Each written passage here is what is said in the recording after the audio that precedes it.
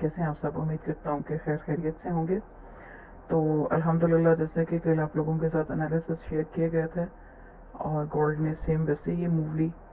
1985 से market up हुई और 1898 पे जाकर मार्केट ने जो है वो पॉज लिया। उसके बाद मार्केट दोबारा नीचे आई 1987 के लेवल पे और अगेन उसने पुल बैक लिया और अभी तक स्टिल मार्केट रनिंग में है 1894 पे। तो अगर हम D1 की कैंडल्स को देखें, मैं इसको ज़रा सा जूम कर लूँ, तो हमारे पास ये जो मैंने लास्ट टाइम कैंडल्स बताई थी, हमारे पास ये डोजीज ही हैं। अगर ये रेड कैंडल देखी जाए तो इसके नीचे इसकी विक ना होती तो ये इन्वर्टेड हैमर था, जो बेसिकली हम इसको तब देखते हैं जब ये एक प्रॉपर सेल ट्रेंड में आ रहा और लास्ट में आकर ये हमें यहाँ पर इन्वर्टेड हैमर दे दे। इसमें कलर कोई नहीं मैटर करता है, ग्रीन है, रेड है, वट कोई भी कलर है। तो हम इसको जो है वो एक रिवर्सल के तौर पर इस कैंडल को हम कंसीडर करते हैं। उसकी नेक्स्ट कैंडल हमारे पास डोजी थी और उससे नेक्स्ट कैंडल जो है वो हमारे पास बाई की है। अब ये है कि अब हमने ये देखना है कि मार्केट हमें क्लोजिंग कहाँ देती है। मार्केट बिलफर्स हमें जो आज की डे की हमारी क्लोजिंग है वो अप टू 1895 है। 1895 या 96 पे क्लोजिंग है। तो हमारा नेक्स्ट टारगेट जो है वो 1905 होगा, फर्स्ट वन।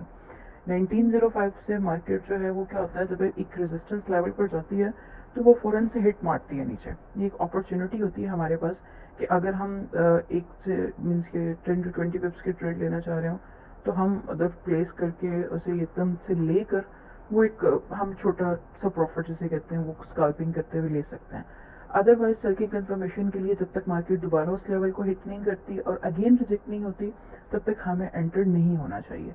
हम एंटर हो जाते हैं जिसकी वजह से हमें लॉस हो जाता है, हमारा एसएल हिट हो जाता है। और उसके बाद क्या है कि हमारा 1905 है। 1905 के बाद जो हमारा नेक्स्ट टारगेट होगा वो 1910 का है। ऑब्वियसली कल जो है वो यूएसडी की न्यूज़ है 5:30 बजे, तो डाटा भी मैटर करता है। उसके साथ साथ हमारे गोल्ड पे सपोर्ट एंड रेजिस्टेंस मैटर करते हैं। समटाइम्स क्या होता है कि डाटा कुछ और शो कर रहा होता है और हमारी मार्केट कुछ और मूव लेती है। तो उसकी रीज़न ये होती है कि हम डाटा तो देख लेते हैं लेकिन उसके बाद जो हमारे पास स्पीच आ रही होती है हम उस स्पीच को नहीं सुनते।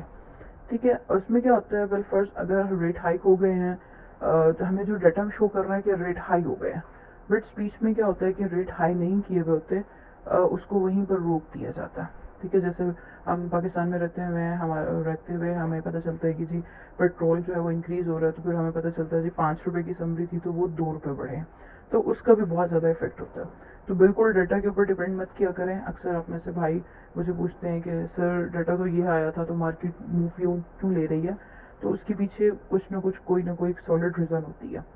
ठीक है, उसके बाद अब हमने देखना क्या है, मैं इसको जो कैंडल है हमारे पास बुलिश क्लोज होगी तो जो मैं कैंडल देख रहा हूँ कि हमारी कल की कैंडल भी बाइंग की होगी। और उसके बाद हमने देखना है कि अगर वो बेल फर्स्ट कैंडल हमारे पास ऊपर क्लोज होती है। ठीक है, अब हमारे पास ये देखें H4 का एरिया।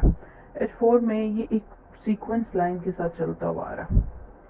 ठीक है, अगर हमारी जो कैंडल है अभी जो हमारी क्लोजिंग देती है वो अप टू, आपको मैंने बताया है कि 96 से अब इस तरह से हमें कैंडल क्लोज देगी तो हमारे पास हम बाइंग की तरफ जा सकते हैं। अब दूसरा एक लेवल है हमारे पास H4 पे, वो हमारे पास है 1902 या 1903 का, जो कि टोटल एरिया हम काउंट करेंगे 1901 से 1903 का।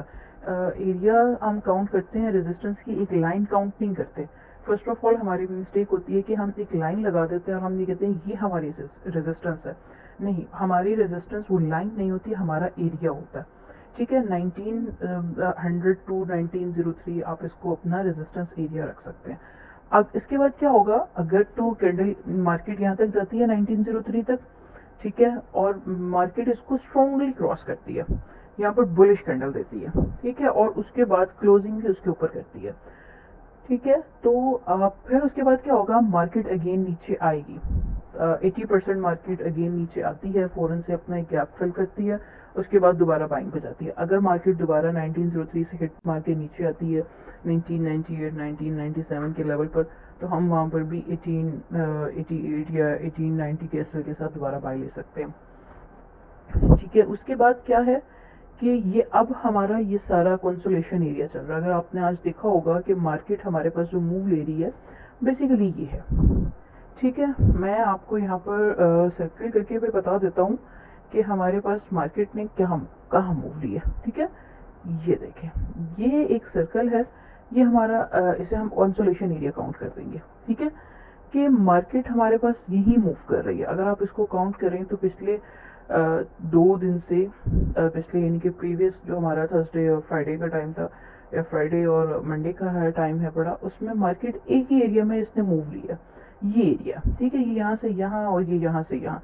अब हमने ये देखना है अपने पास कि हमारे पास कैंडल अगर इस लाइन के अप क्लोज होती है और नेक्स्ट कैंडल भी उससे अप जाती है, नीचे आ सकती है, नेक्स्ट कैंडल सेल की आ सकती है और दोबारा वहीं से रिजेक्ट होकर ऊपर जाएगी, ठीक है। तो हमारे पास ये बाइंग कंफर्म है, 1913 1920 लेवल इज कंफर्म्ड। उसके बाद अगर मार्केट नीचे की तरफ, जो हमारे पास ये लाइन थी, अगर मार्केट हमारे पास यहाँ आती है, ठीक है, और हमारे पास क्लोजिंग इसके इस लाइन के नीचे देती है, तो अगेन कैंडल नीचे आएगी, उसके बाद मार्केट दोबारा अप मूव करेगी। तो हमने क्या करना है, हमारे पास जो ये एरिया है, ये पिंक लाइन हमारे पास, यहाँ इसके ऊपर हमारे पास जो प्रीवियस कैंडल की बॉडी बन रही होगी उससे थोड़ा सा ऊपर हमने ऐसा लगाना। बाई फर्स्ट 1900 हमारे पास ये कैंडल यहाँ आई है 1885 तक, 1886 तक आई है, तो हमने 1890 का ऐसा लगाना और फिर हमने नेक्स्ट रेजिस्टेंस का वेट करना है अपने